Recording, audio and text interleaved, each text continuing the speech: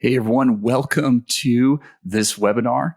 For those of you watching later when we upload this or on the podcast just listening, this is one of our first webinars here with Heat Check. And yeah, I'm excited to introduce you guys to what we have going on and what Heat Check is all about. But more importantly, we're here to help you realize that dream of playing college sports. And there's a lot that goes into that, not just the parts of finding a school that you match to and a team you can play for and those sorts of things.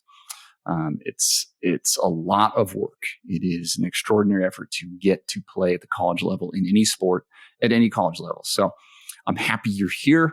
And as some more people trickle in here, I think we're limiting this to 200 this first webinar. I think we'll get close to that. Maybe we won't have to turn anybody away. Do we have to, Chris?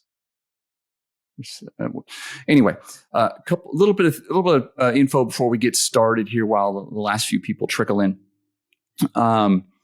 The questions, you're going to have questions. And so you'll see a little chat icon in the lower, I believe it's going to be on the lower right of your screen. Click on that and it'll open up a little chat feed. And anytime you have a question during the webinar, something pops in your head, type it in there. And what we'll do at the end, so that we can go faster, I'm trying to keep this under an hour, so that we can go faster. We'll answer all those questions. And then if you're into taking notes or taking screenshots of the slides, don't worry about it. I'm going to give you these slides in a PDF form afterwards. So get a link to that in the follow-up email with a link to the recording. So yeah, so ask those questions in the chat as soon as you think of them, and then we'll look at the questions at the end and answer as many as we have time for, and then we'll give you this deck later. So before I get started, my name is Vince Marat. I'm with Heat Check. I started this about 6 years ago in the recruiting space, but my background and what's related to what we're talking about today, which is leveling up your performance as an athlete in high school. My background is in coaching endurance athletes specifically, but I've also done a lot of basketball coaching as well. So I apologize if I make a lot of endurance athlete training recommendations or specifics or basketball specifics, but it's applicable to all sports, what we're talking about here today. And the reason I bring up endurance is a lot of the data that informs the scientific studies that give us the info I'm about to show you come from the endurance sports and specifically cycling, which is where my coaching background is, because it's very measurable. It's what scientists use to measure the effects of, training, of nutrition, hydration, supplements, those sorts of things. They use cycling in a lab to do that because it's the easiest to measure. It's very accurate. It gives both strength and cardiovascular fitness. So you'll hear me talk about a few things like that. So that's my background. I did play college basketball back in the 90s. It's been a long time. I don't play much anymore, getting a little too old. It's a little tough on the knees. So I'm happy you're here. And with that, I want to get started. I want to show you 4 things. Really, it's 3 things. We're going to touch on a 4th thing because with all 4 of these, we could do 20 hours on all of these. You're going to spend a lifetime learning all these things. But if anything, you come out of this with the idea that I need to start thinking about all the little things that add up that I do when it comes to my performance, my skills, my fitness, and all those things. That's what I really want you to get out of this, to be able to constantly think about all these little things that add up during the day, during the weeks, during a season that is going to improve your performance. And that's really what I want you to take away from this. And I want to start with this. If you want to be an extraordinary athlete, you'll have to live an extraordinary life. If you want to get to that level where you're in college, which is very elite, even junior college, even D3 is very elite. It's a rare few that make it to that level. You have to do extraordinary things. You have to work out in an extraordinary manner. You have to recover in an extraordinary manner. You have to eat and hydrate in an extraordinary manner. You have to manage your time in an extraordinary way because you have essentially a part-time job while everyone else just has to go to school. So it is extraordinary. And I'm gonna reference this statement a lot. Be extraordinary. You have to live an extraordinary life. You have to do extraordinary things if you want to be a college athlete. What we're going to learn, we're going to first touch on marginal gains theory, which is really the accumulation of all these things. And I'll touch on that briefly. And then we're going to get into nutrition and hydration, some tips there. Block periodization, and that's the thing we're only going to touch on briefly because at this stage, if you're in high school looking to play in college, you don't have a whole lot of control over this, but it's something to start thinking about when you're doing all your extra work on the side and on the weekends. Elite recovery techniques we're going to talk about, and we're going to talk about last, sleep optimization, which I truly believe is the most important thing or one of the biggest misses for most high school athletes. You're missing your sleep. You're not sleeping enough. You're not sleeping optimally. So let's talk accumulation of marginal gains, which is really just a fancy way of saying with big words that a lot of tiny improvements adds up to massive gains. In basketball, for example, let's say I improve my scoring by 1 point per game. That's not very meaningful, but if 8 players on the team increase their scoring by 1 point per game, that's a massive improvement, especially when you're in district or league play where games are often decided by less than 10 points. That's a big difference. That could mean multiple wins you weren't otherwise going to get. Now, that's a really broad one and hard to control for, but we're going to talk about more focused ones that are just about you for the most part when we talk about marginal gains. But that's what the accumulation of marginal gains is. That 1 point I scored is just marginal. Might not make a difference. But if we accumulate 8 people doing that, game changer. So nutrition and hydration. Let me start there. First, a word about diet choice. I'm going to say a few things and reference some of the studies that have come up here. That we'll have links to all those studies in the deck when I send it to you. A word on diet choice. You're trying to be extraordinary. I'm an omnivore. I want to be clear. I'm an omnivore. I eat meat. I eat dairy. I eat eggs. I love cheese. But when you're an athlete and you have to do extraordinary things, right? You have to eat a lot. You're expending a lot of calories. You have to do a lot of things. And to be able to get all your macros right, get your nutrient density right, and get your fuel right, you'll find when we get into deeper here, when we get into the timing, there's not as much time in your day where it's a good idea to eat meat and dairy. Because there's the negatives they can provide in the short term, within hours of having to do a hard workout or a hard competition. The negatives are something we want to get rid of. So we're getting our energy sources and macros from other sources other than meat many times in some of our days. So I'm not bad mouthing meat. I'm not saying you should be a vegan or a vegetarian, although those are great options.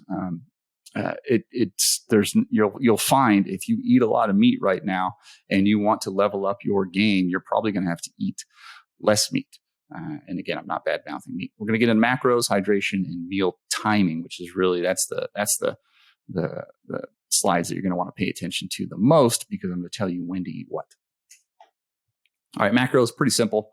There's really only 2 that you should be concerned about and thinking about and actually counting as a high school athlete looking to play in college. And that is protein and carbohydrates. So I've kind of put a little definition here. Protein is just a building block. One thing we often get wrong is we think of protein as an energy source when it is not. In fact, it takes energy to metabolize protein into those building blocks. So it's an energy suck almost. Carbohydrate, we consider our high octane fuel. That's like pouring gas on a fire.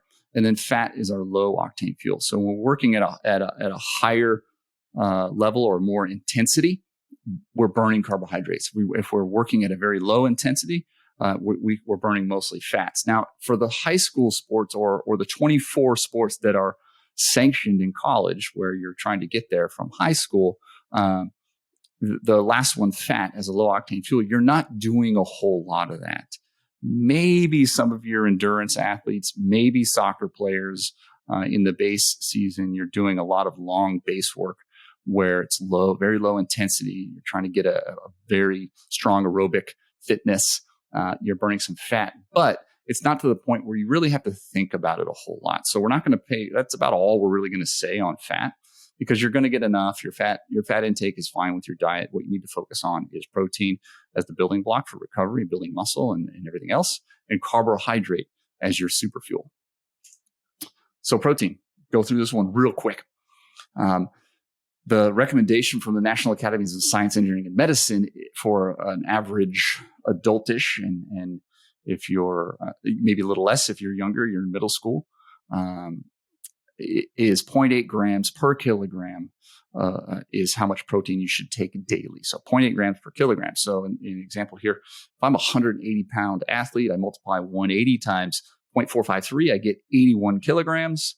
81 times 0.8, that's 64.8 or roughly 65 grams of protein I need to consume every day.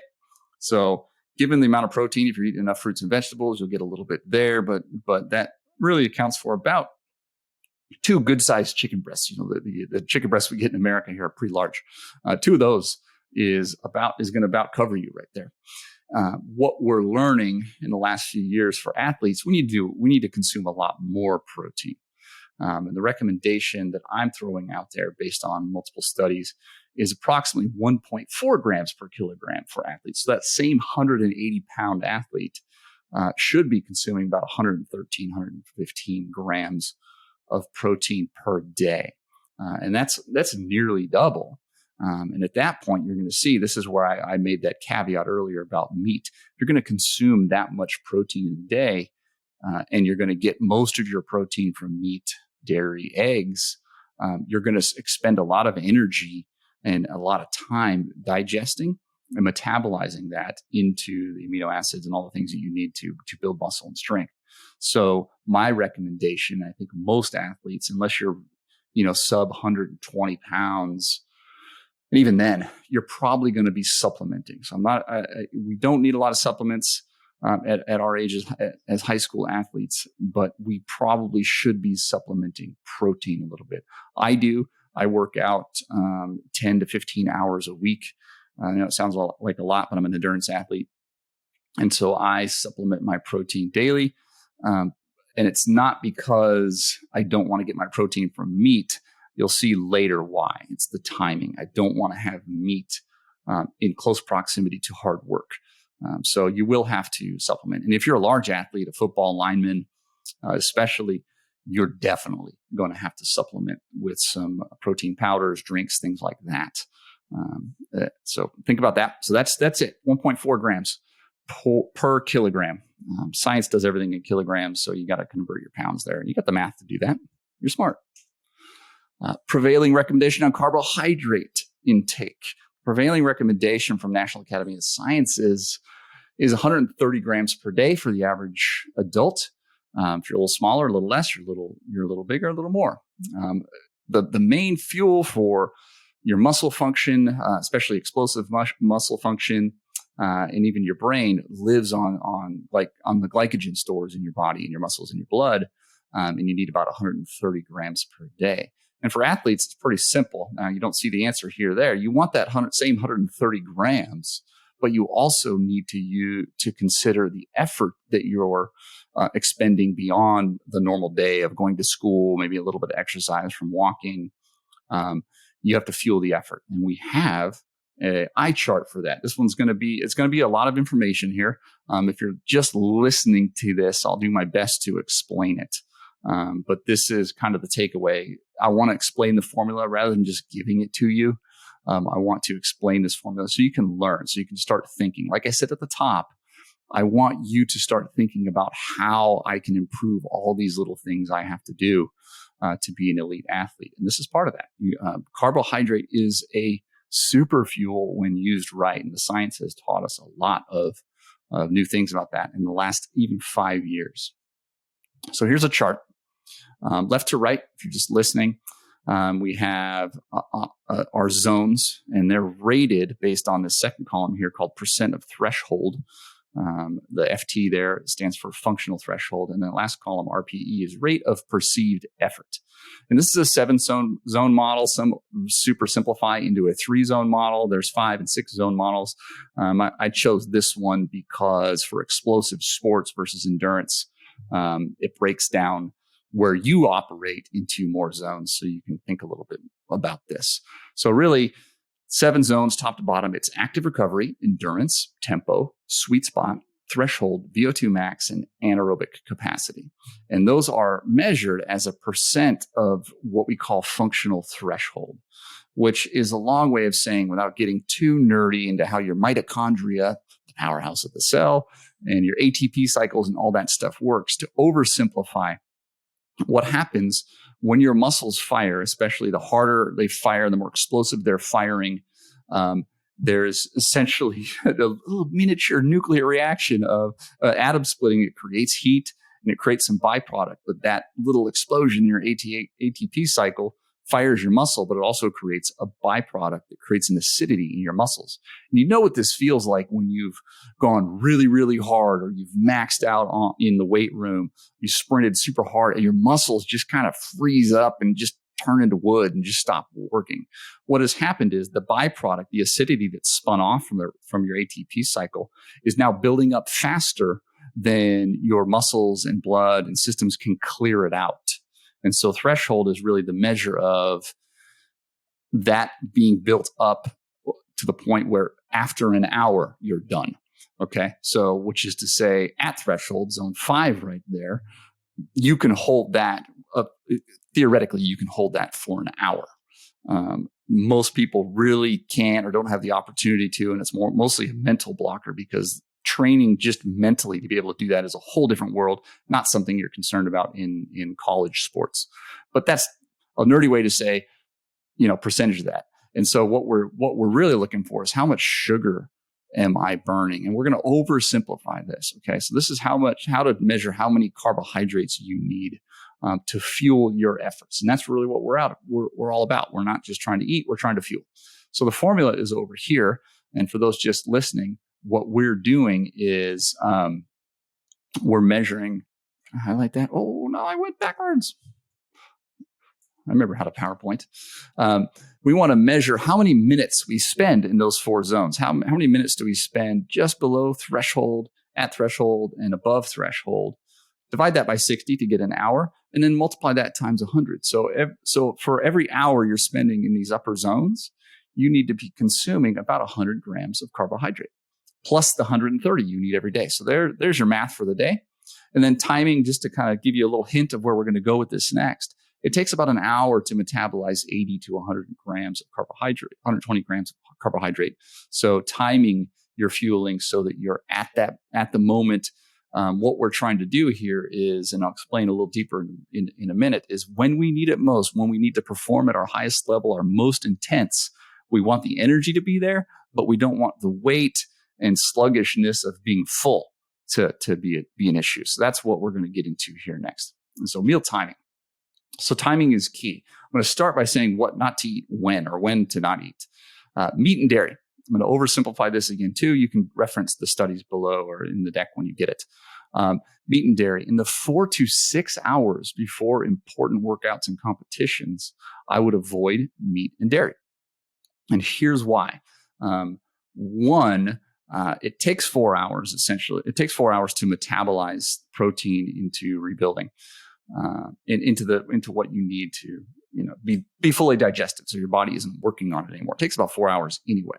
So in that 4 hour window, your body is using energy, expending water to process protein, and then discharging excess protein. But more importantly, so that's just one of it, how long it takes to digest. And you don't want that heavy feeling, right? So that's your 4 hour window, even 6 hour window, sometimes depending on your metabolism. But what's more important is your veins, your blood vessels, your arteries all have a lining and they dilate.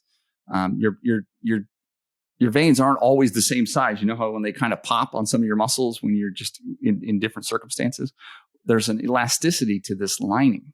And it allows everything to expand a little bit. So blood, oxygen, glycogen, all the things you need to make your body operate at this high level are circulating around your body at a higher rate, more efficiently while you're doing exercise. Meat and dairy specifically can restrict that ability for that dilation. So it stiffens that lining.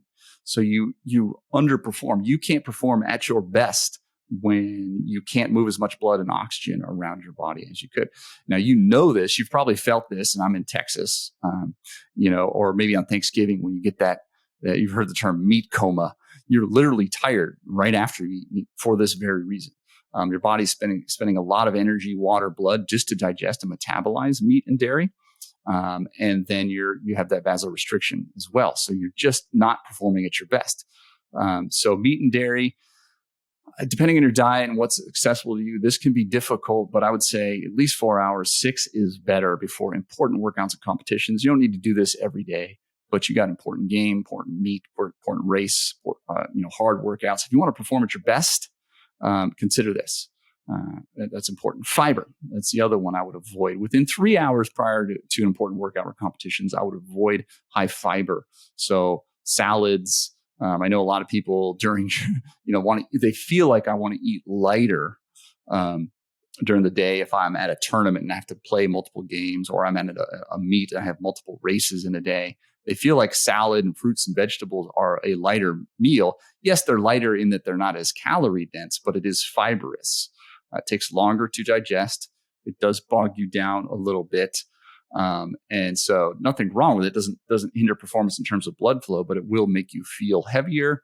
And it's not ideal. So 3 hours, I think, is the window there generally, for fiber, or at least high fiber. And it doesn't mean you can't snack on a few pieces of fruit, as a good source of carbohydrate, but I wouldn't have a meal, or I wouldn't eat a large amount of fibrous things within 3 hours of important workouts and competitions. And then protein and fat immediately before or during workouts and competitions. You don't need to be worried about protein and fat. It's not going to provide any energy or any performance gains in the moment. Again, going back to that 4 hours, you don't, and it's not an energy source that you need on the protein side. And on the fat side,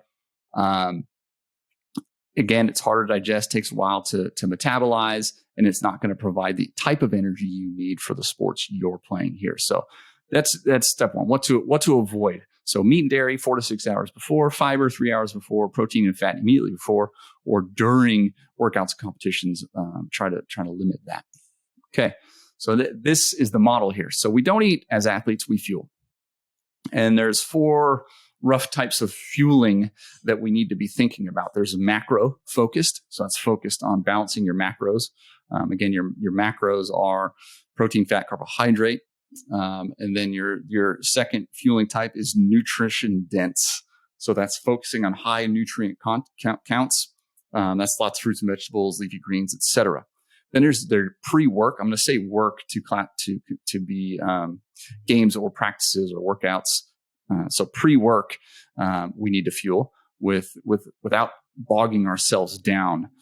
We need the energy to do the work, but we need to still be as light as we can and not feel like we're full. And then post-workout, we need to repair and build. So on this slide, you see a picture of a fire. And at the bottom of the fire, you see smoldering coals and that stuff that burns slow and stays hot for a long time. Think of that as your base macros. So your fats and proteins are the foundation of the fire. And that keeps it smoldering and keeps it ready, keeps it healthy, maybe as a word. And then when it's time to compete, just before you need it really hot, you can throw some dry leaves on the fire or throw some gas on the fire and it sparks up and you get this really hot flame that's short-lived.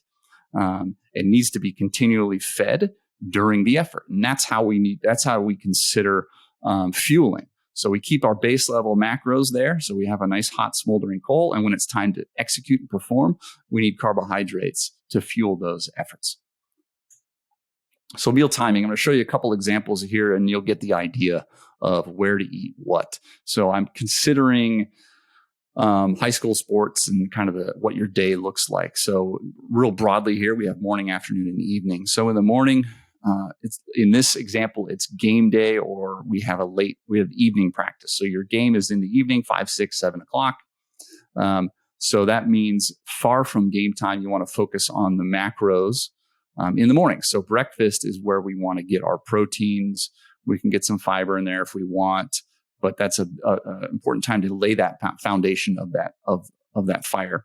Again, I'm not too worried about fats for you guys as high school athletes. You're going to get enough in your diet. We don't need to worry about it a whole lot.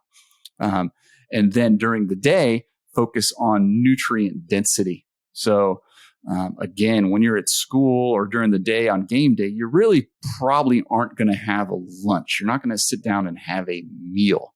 I'm not a big fan of what a lot of teams do in high school is, but they have to just because it's just how it works. But a lot of times you just have a box fast food lunch, maybe on the bus on the way to the game or when you get to the other school or it's brought to your school and you just have a meal, maybe 2 hours before your game. Not a big fan of that. What you should be doing, what's best is to snack all day. So if my game is in the evening, I'm going to get my nutrient density, my fruits, vegetables, leafy greens during the day, snack on fruit, maybe some nuts even, that sort of thing. And then cut that off at about 3 hours before game time or before your race or before your event or your workout. And then in those 3 hours, I'm going to focus on starting to get some carbs put into my body, specifically in the 2 hours and especially the hour before you start to do that workout. You can sip on Gatorade. You can buy sport-specific gels and drinks and things like that have carbohydrates in them, and using that formula that we showed you earlier to try and get some of that before, a little bit of that during, and the rest of it afterwards. And then so we do our pre-work and then we do our post-work. And it's very important to replace carbohydrates, and we'll talk about that in a second, post-workout. And then you can finish off the day with that whatever macros you need. When we talk timing on protein, we want to have our protein. We're not in a rush to get protein post-workout. That's one big misnomer I'm going to talk about. But we are in a rush to get carbohydrates replaced post-workout. So that's what a game day looks like, or race day if you have an evening event. Or if you have practice like right after school, we switch it up a little bit. Same thing. We can get our macros focused in the morning, get a foundation of protein, and then we just snack until it's time to do the work. So we do some pre-workout. Maybe if it's just a regular practice, I can have a little bit more fiber, a little bit more fruit in the lead up as my carbohydrate source. I'm not as worried about being a little bit bogged down. I want to make sure I'm still getting some nutrients, do my workout, have my post-workout carbohydrate replacement. And then in the evening, when you have practice right after school, in the evening, that's when you should have your nutrient-dense meal. Look at leafy greens, fruits and vegetables, finish off any macros that you didn't finish for the day if you're keeping count of those, but get the fiber, all that stuff in the evening. Mealtime. So if you have morning workouts can be a little bit tricky. Basically, I know a lot of you have to wake up and you have to perform within an hour of waking up, which is not ideal. It's not great, but it's just the way the world works. Sometimes you have to get up and you have to do work early in the morning because that's when the gym is available or the track is available or it works around school schedules, those sorts of things. So when we wake up in the morning, we're really not going to have a meal. We're just going to get enough carbohydrate to do the work and get us kickstarted and light that fire up first thing in the morning. We're just going to pour a little bit of gas on the system, get it fired up, do the work, and then have the post-work carbs to wrap that up. And then I can do my macros midday, and I can close out my day with a nutrient-dense meal. So this is the one day where you can probably have a full-on lunch, macro-focused, and then a full-on dinner that is nutrient-dense focused. All-day events, you have multiple races. So you're a swimmer, you're in track, or maybe you're at a tournament where you have to play multiple games. Same thing there. We're just kind of we're living off the base that we built the day before in terms of macros, proteins, fats, and all that. And then we're just living off carbs through the day and touching those up as we can. You can have a little bit of just to feel satiated. So you feel a little more full. You can eat some fruit, eat some, one of my favorites is peanut butter and jelly, white bread especially. There's a little bit of fat and a little bit of protein in the peanut butter that's going to stay with you a little bit more and keep you from having that hunger feeling. But carbohydrates is just kind of how you're going to work through the day. It's a big mistake. I see a lot of teams at tournaments, where they'll play their morning game and then they'll go out and have a full-on lunch. They'll have pizza or pasta or, big salads because they think they're eating light. And now you're bogged down. You're tired. You're not going to perform well in the afternoon. So it's tough to time on all day events, but you do what you got to do. And in the evening when it's all over, catch all those macros and get your nutrient density at the end. So build that up at the end. So block periodization, and this is where I'm just going to touch briefly on block periodization because you don't have a lot of control over this. I see some good questions on meals. We'll get to those in a minute coming in the chat. Block periodization. So essentially, in the old days when I was working out in the 90s and 80s, we went hard all the time. And I think there's still a lot of coaches that just push their teams, push their athletes at the high school level, especially. They just push them hard all the time. Block periodization says that you can't go hard all the time. You need to ramp up, recover, and at the same time, within these blocks, we want to focus on specific gains. So essentially, your body can handle a buildup of stress for about 20 days before you're just going to be tired. So if you're working out hard for 3 weeks and you keep going into a fourth week, you're going to be exhausted. You risk injury. Your sleep is going to be affected. You're going to start overtraining. So with block periodization, and I know you can't control this, you don't get to pick your workouts.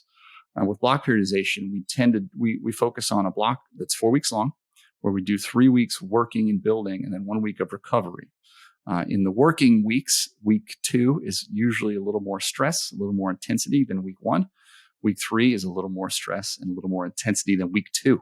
And then on the last week, we recover. It doesn't mean we stop. It means we reduce intensity. We reduce the amount of time we're working out for a week to recover, because that's where the gains happen. When your muscles break down, when you allow your cardiovascular system to have some recovery, that's where the gains happen. And so we build stress, and then we recover. And then we build stress, and then we recover. And we do that in 4-week blocks in a perfect world. So athletes that have complete control over their training, this is what they're doing. And this is it's more difficult in team sports because you have 10, 20, 30, 40 games, depending on your sport, throughout a long stretch. So you even have to choose which parts of your season where you're going to be in peak fitness, when I'm going to be at my best. And generally, for true peak, like the best fitness you can have at peak fitness, you can achieve that roughly about twice a year. So you should expect to have a training plan, if you can, that builds towards peak fitness for your playoffs. If you're playoff bound in your sport, or you go into state, those sorts of things, that 3-week window, that's where you're going to want to peak. And then you're probably going to want to have your second peak be around the most important evaluation period for your sport. So again, in basketball, your playoffs are going to be in February timeframe, and your most important evaluation period where college coaches are coming to see you is in July, and that's great spacing. Again, you can't control this, but I want you to think of this. This is what it means in the real world for you as an athlete. Look at how tired you are. Look at your calendar. Keep track of how much work and stress you're putting on your body. And every 4th week, try and back off a little bit. Try and do a little bit less. Don't do the extra workouts. Don't go see your trainer that 4th week. Just do the practices that you have for school or club. Don't do extra work for 1 week. Every 4th week, back off a little bit. That's the one thing you can do here within block periodization. So I'll just leave it at that. We can do tons of study on this, on any of these. I want to jump into recovery and move through this pretty quick. So recovery. All right. Recovery, as I said before, in block periodization, that's where you get stronger. That's where you get faster. That's where you get more explosive. That's where you get more endurance. You do the work, you break your systems down, and then you allow them to recover and rebuild. And we need to recover at 3 levels. We need to recover daily, immediately after each workout. We need to recover weekly, and we need to do season recovery and rest. And I'll specify the difference between recovery and rest. Recovery means slowing down, reducing intensity, reducing amount of time working out. And rest means rest, like doing nothing or nearly nothing, or at least nothing specific to your sport. So post-game, let's start there, or your daily recovery. Post-game or practice. In this order, these are your priorities. Replace carbohydrates, replace fluids, replace electrolytes, replace protein, and then stretch and roll or otherwise massage. These are the 5 things you can be doing to help you recover at best. So we start with carbohydrates, and there's a reason for this. After an intense workout, when your muscles are sore and have burned through a lot of glycogen, they are open systems that are ripe for replacing glycogen, and they will absorb the carbohydrate the quickest within 30 to 60 minutes of your workout. So immediately after practice, and I know a lot of people struggle to eat after intensity. So I often recommend drinks, and sugary drinks are the way they're fine.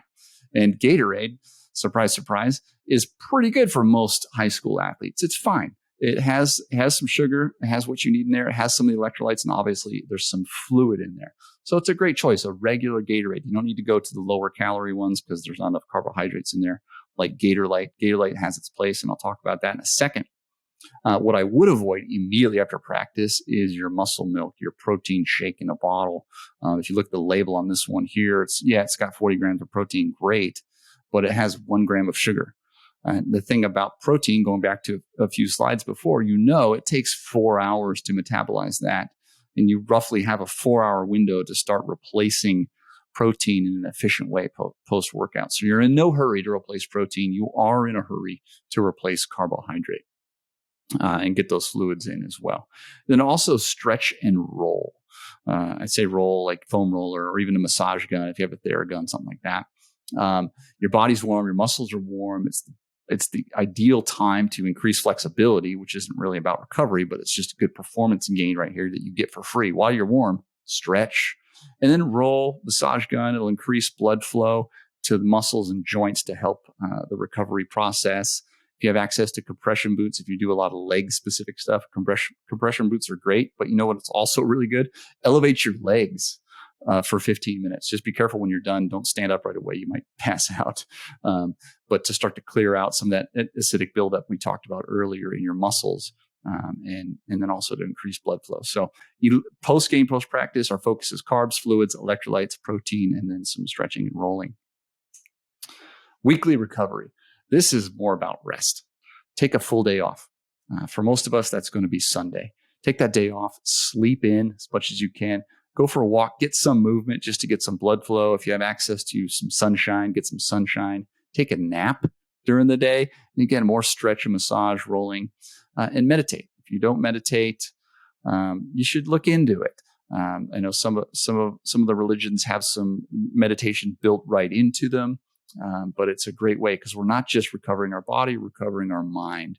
If at all possible, try to do it so you don't have any homework on that day, like to free your mind. I know Sundays can be tough because you might have stuff due on Monday. It can be stressful. You probably have chores, things your parents want you to do. You want to eliminate as much of that stuff as possible and just be a lazy loaf for a day. It's so good for you. I know you're motivated. You want to be an elite athlete. You want to be extraordinary. And so you want to go to the gym and get some extra shots up. You want to go get some extra reps. You want to go for a jog. You think you're making deposits, but this rest is a deposit in your performance. So be elite here, be extraordinary here, rest hard 1 day a week. Okay. And then season recovery. This is where we do rest again. So at the end of the season, for some people, this is really easy. Just limping to the end of the season. I'm hurt. Maybe I'm even injured. I'm just tired. Been going hard for 6 months or 3 months or whatever it may be. The recommendation here is to take no less than 10 days off. That's rest, like our rest day weekly, where we're really not doing anything, just some very light walking and things just to get some blood flow. Maybe do some other types of exercises. Again, light, not intense. Don't get that heart rate up. So at least 10 days, but no more than 3 weeks. Start to go beyond 3 weeks, and you build a little bit of a debt, and you're going to you have to work a little harder to get your fitness back. But 10 days, you really won't lose. You're not going to lose strength. Your muscles will fully recover, and it'll only take you a few days to get back to where you were mostly for your cardio fitness. So at least 10 days, and so you can probably do that twice. Do that at the end of school season. Do that at the end of your club season. One caution here: monitor your food and fueling during this time because you've been eating a lot because you've been performing hard, burning a lot of calories. Just be careful not to go too hard. And lastly, do all those things you couldn't do during the season. Stay up late, go out and do those things, go see a movie, do whatever, all the stuff you couldn't do during the season. Take an opportunity to rest your mind by going and doing some of that stuff and have some fun. Okay. So that's season recovery. So daily recovery, after your workouts, weekly recovery, rest, season recovery, take 10 days off. Sleep. We're going to get into sleep now. This is the secret weapon. And I put this last very intentionally. If you can get this right, you will immediately within a few days start to see performance increases in every way. Your mind, your body, everything is functional in a much higher level if you're getting enough sleep. And most people do not sleep enough. Teenagers especially. I think school starts too early. You're up too late. You have homework, all this stuff. You're not getting enough sleep. I can basically guess that most people on this webinar are not getting enough sleep, adults included, adults especially. But you need no less than 8 hours, 10 hours when you can. As a growing teenager, if you're not done growing, if you can shoot for 10 hours, that is elite. That is going to really help you to stay healthy as an athlete, reduce injury. Your mind's going to work better. You're going to do better in school. You're going to do better in your sport. You're going to be a nicer person to be around, but no less than 8 hours, 10 hours when you can, and then nap to win. Utilize naps on game day, especially. We'll get into that a little bit. So really what we're about is our circadian rhythm. You may have heard that term. It's the rhythm that your body has evolved to want to sleep and needs sleep. And it uses, let's call them chemicals and stuff in your body to trigger different reactions to cause sleep to happen. So all the important things that happen during sleep do happen. And there's two things that are important for your circadian rhythm to keep it steady and keep it operating at its most efficient. Is there's benefits to your brain. Your brain cleans itself out while you sleep. If you're sleeping correctly, you're sleeping enough. There's a buildup of a chemical in your brain that builds up all day, and when it peaks, it makes you tired, makes you want to sleep. You start yawning, can't keep your eyes open. And then once you fall into deep sleep, that chemical, as it clears out, part of the clearing process is to actually clean your brain, essentially. Solidify important things to memory, and just get your brain ready for the next day. It's very important. If you're not getting enough sleep, you're literally hurting your brain. And lack of sleep is a leading cause of brain illnesses later in the elderly. So Alzheimer's, dementia, those types of things, your brain is just unhealthy. And so getting enough sleep is huge. Improves your reaction times in your brain, your memory improves, your decision-making improves, all those things. On the body side, your muscles will recover, your blood values balance out, your injuries can repair, your joints can repair, all super important stuff. You need to be getting good sleep and the right amount of sleep. Okay, so sleep hacks. Without getting in too much science on sleep, I'm just going to tell you what you should be doing based on what we're learning about circadian rhythm in the last few years. If you can, I do recommend Matthew Walker's book called Why We Sleep. You don't have to read the whole book, but it's built where you can just read the chapters that are relevant to you. Really cool book. It's linked up. We'll have one of his videos is linked up in the last slide where you can go look at science, all the science papers and those sorts of things. So here's what you need to be doing every day to optimize your sleep. Okay, I want to start in the morning because your circadian rhythm is about a 24-hour cycle, and things you do first thing in the morning do have an effect on how you're going to sleep, get to sleep, quality of your sleep in the evening. Because it's a whole system here. This whole circadian rhythm is a 24-hour cycle. So in the morning, warm your body up as soon as you can to kick off those circadian cycles. Your body cools down at night. It starts to warm up, and that's part of the triggering to wake you up part of things. You need to warm it up to really get it kicked off. Drink a glass of water as soon as you wake up. Kick off the metabolism. Helps get the clock going. Very important. And then also eat a meal as soon as you can after waking up. So based on the timing we showed earlier, eat the right meal as soon as you can. I know a lot of people don't really eat breakfast. They don't feel hungry in the morning.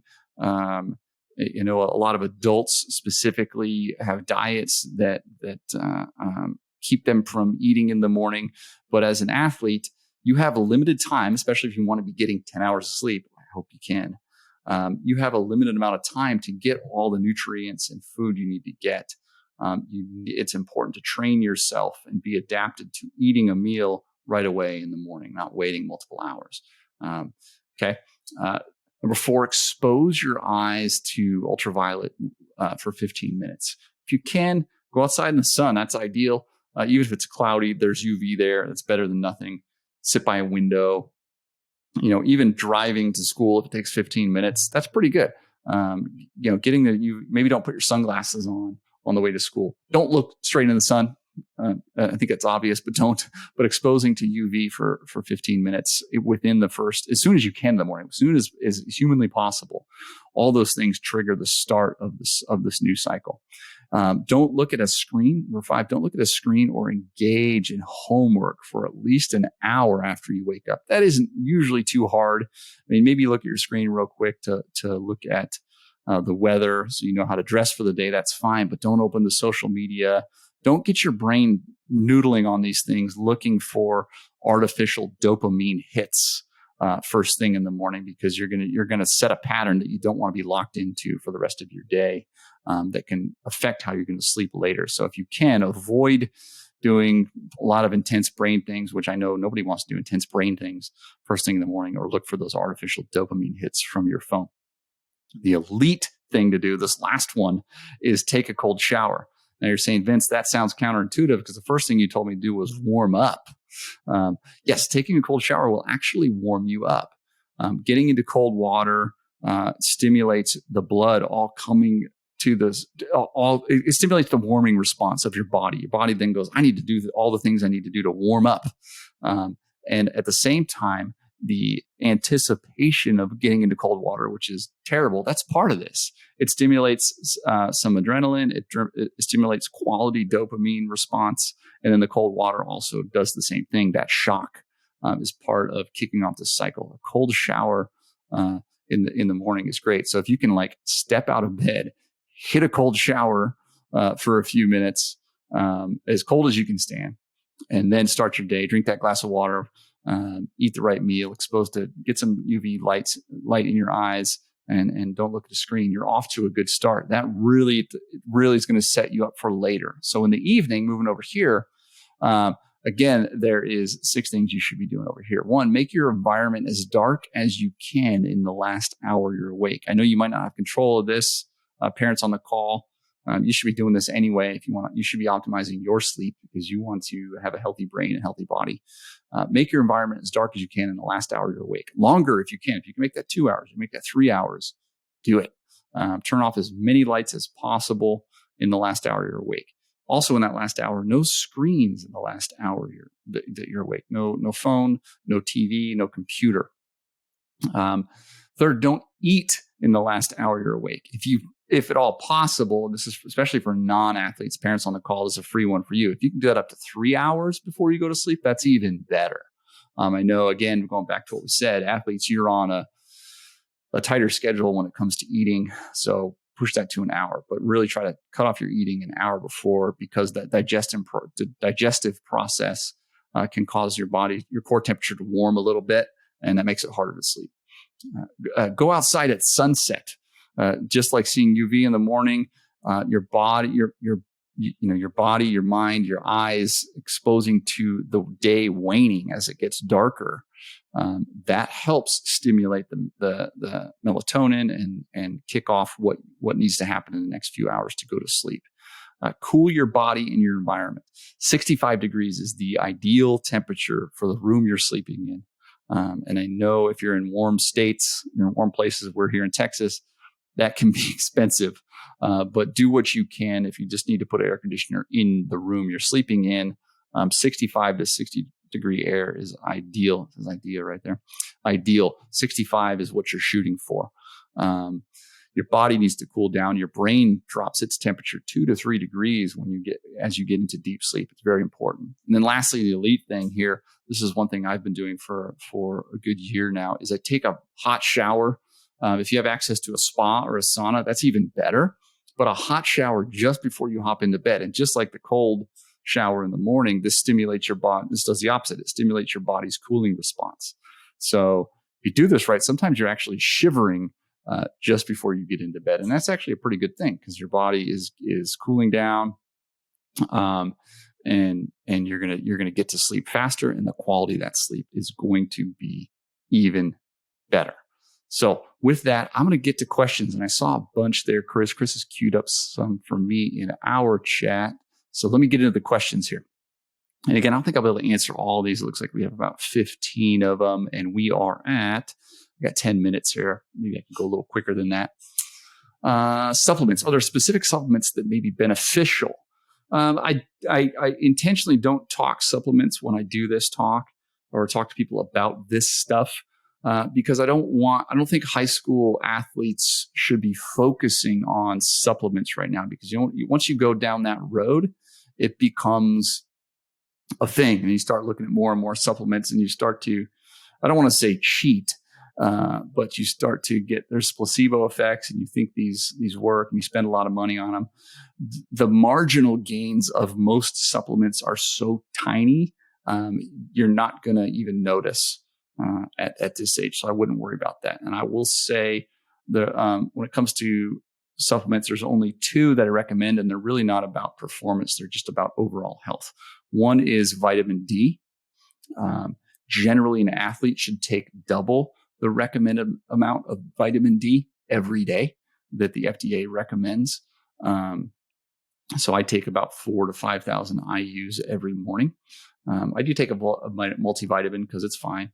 And then in the evening or later in the day, especially in hot climates or after long workouts where you produced a lot of sweat. I'm talking football players on double days in the summer, soccer players in the summer, preseason workouts that are long, hot, endurance runners.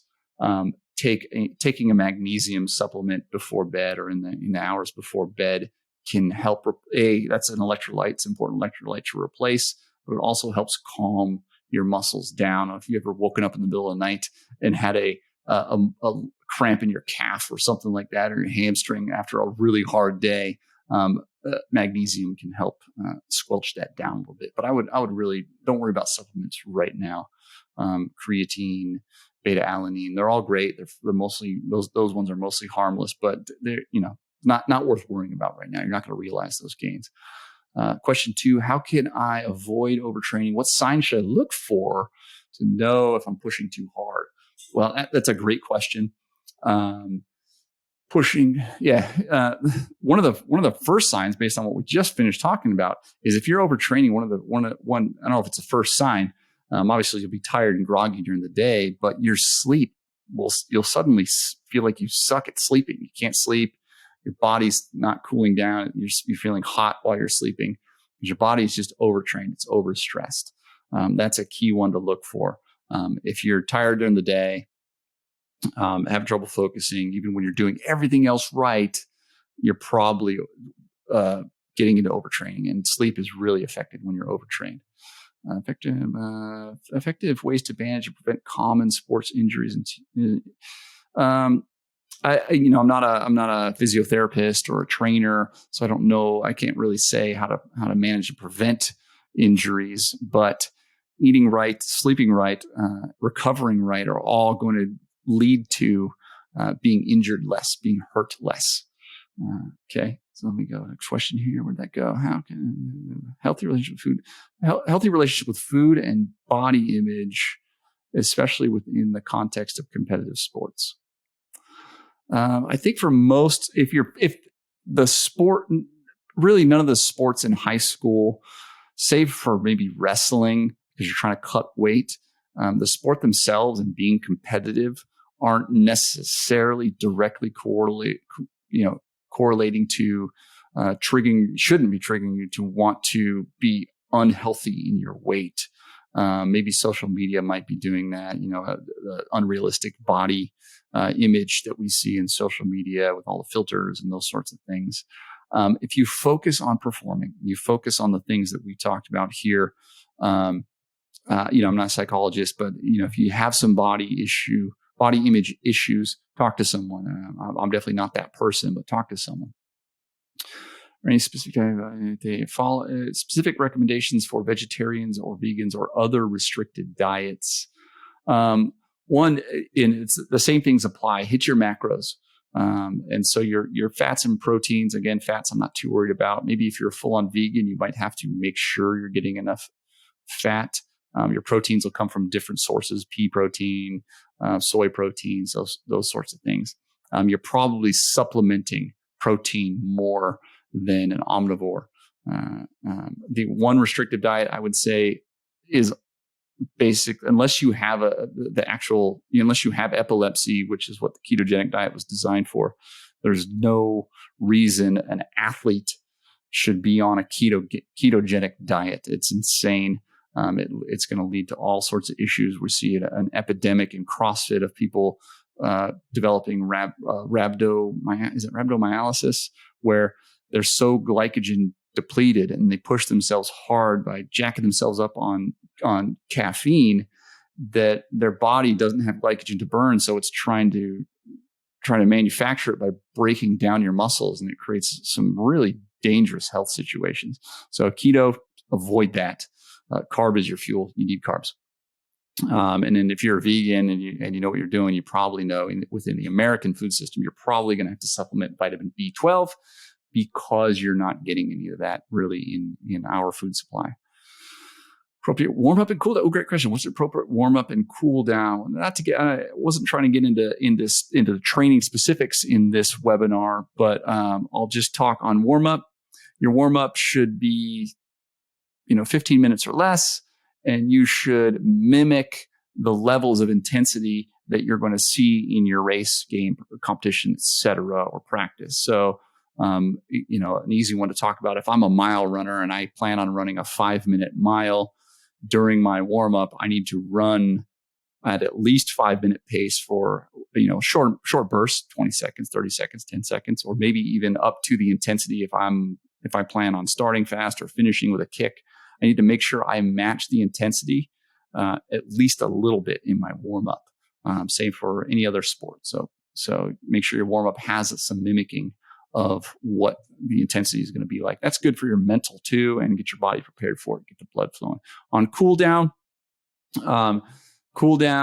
basically the idea here is to, instead of just abruptly stopping your workout, sitting down, which could cause your muscles to stiffen up. It could slow recovery. We want to slowly ramp down, keep that blood flowing slowly, keep it flowing, and come down in a more slow and controlled manner. It's really to improve recovery. You're going to feel better the next day if you're getting a bit of a cool down.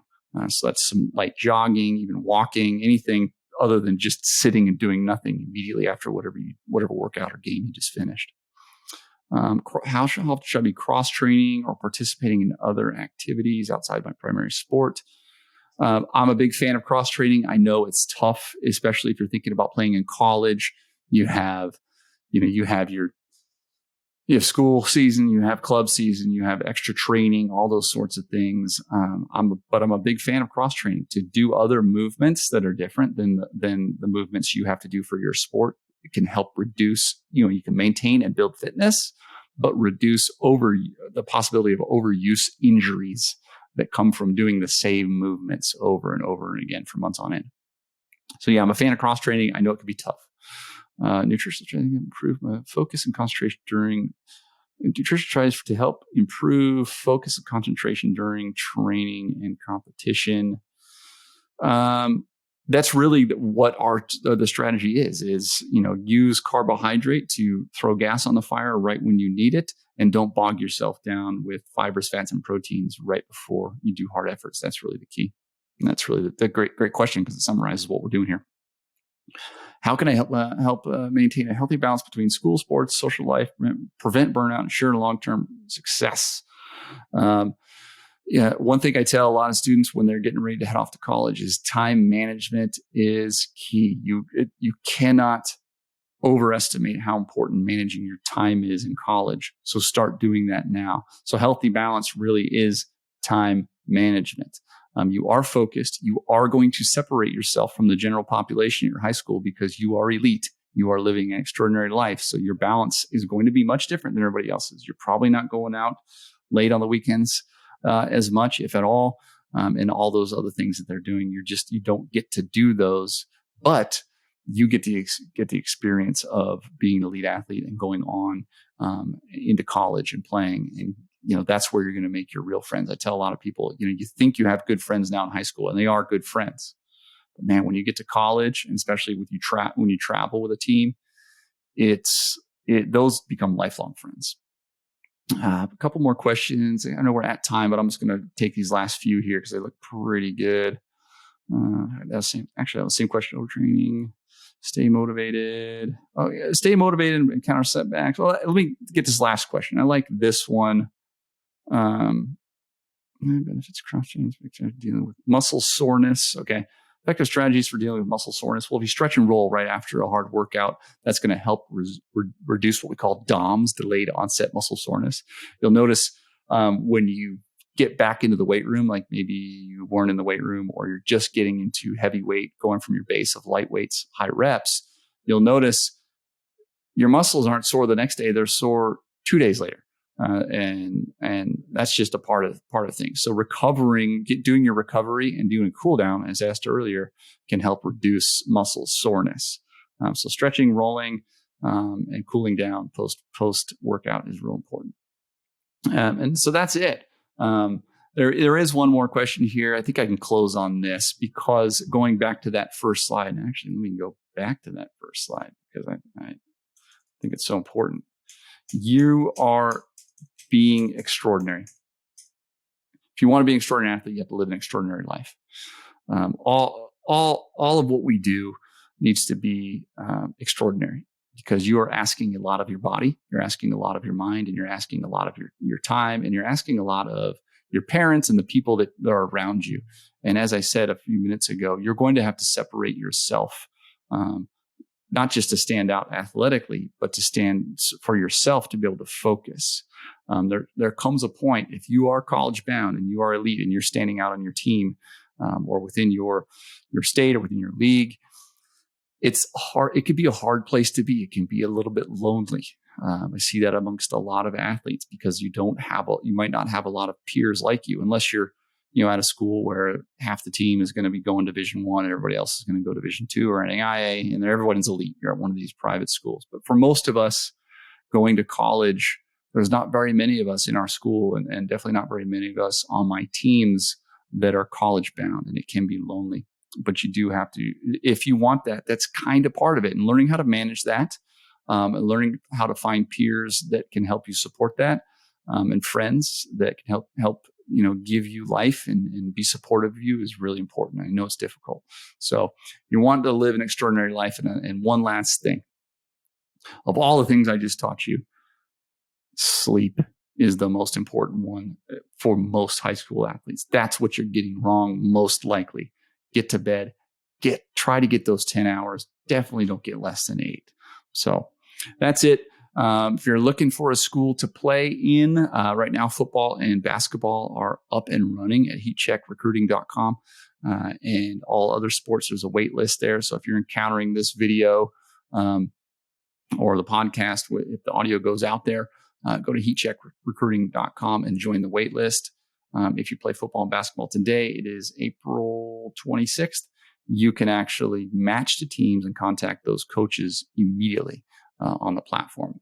Soccer, baseball, softball are coming up shortly in the next couple of weeks in V2. So thanks everybody for being here, and I will see you next time.